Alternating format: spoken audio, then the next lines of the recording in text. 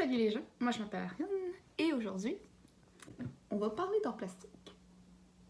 Est-ce que ça t'est déjà arrivé d'entendre le terme dégradé, rabattu ou fondu, puis de te dire « Hein?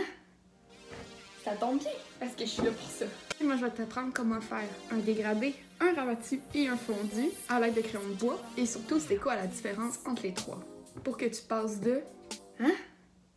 À « Oh! » Bonne écoute! Donc, pour commencer, un dégradé, c'est un passage de la couleur à la tonne de blanc. Donc, plus précisément, tu vas commencer avec une tonne de couleur très saturée, donc vraiment très foncée. Tu vas peser sur le crayon assez fort et tu vas finir avec une tonne de couleur qui est un peu moins saturée, voire pas saturée du tout. Donc, il va vraiment tourner vers le blanc. Donc, pour réaliser ces techniques-là, tu vas avoir besoin de seulement un crayon de couleur, de la couleur de ton choix. Ensuite, le rabattu, qu'est-ce que c'est? C'est un passage de la couleur à aller à une tonne de noir. Donc, cette fois-ci, au lieu de désaturer ta couleur, qu'est-ce que tu vas faire? C'est que tu vas faire un mélange avec la tonne de noir pour faire en sorte que celle-ci soit saturée à la fin. Je t'explique. Tu vas commencer, tu vas prendre deux crayons de couleur. Tu vas prendre une couleur de ton choix et la couleur noire. C'est pas vraiment couleur, mais en tout cas, la tonne de noir. Tu vas commencer, tu vas aller vraiment très saturé dans ton coin de couleur. Tu vas aller désaturer jusqu'au milieu, mais pas tout à fait. Il faut pas que tu ailles vers le blanc. Et tu vas faire la même étape pour le noir. Tu vas commencer saturé dans un coin et tu vas désaturer sans nécessairement tourner vers le blanc.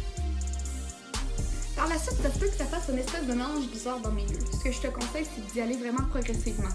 Donc, rajouter de ta couleur du côté du noir et rajouter du noir du côté de ta couleur.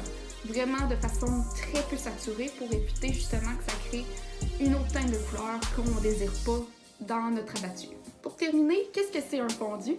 C'est un passage d'une couleur très saturée à aller à une autre couleur saturée qui vient se mélanger entre les deux. Donc, pour cette technique-là, tu as besoin de deux crayons de couleur, vraiment des couleurs de ton choix. Cependant, je te conseille de prendre des couleurs qui se ressemblent pas mal sur le spectre chromatique parce que ça pourrait donner un mélange brunâtre dans le milieu si tu choisis des couleurs qui sont à l'opposé. Par exemple, si tu prends du mauve avec du jaune, ça se pourrait que tes couleurs fassent un mélange bizarre au milieu parce que ce sont des couleurs qu'on appelle couleurs complémentaires. Pour cette technique, vous allez aller de la même technique que le rabattu. Vous allez commencer avec une couleur dans un coin, y aller très saturé et désaturer au milieu et faire la même chose de l'autre côté.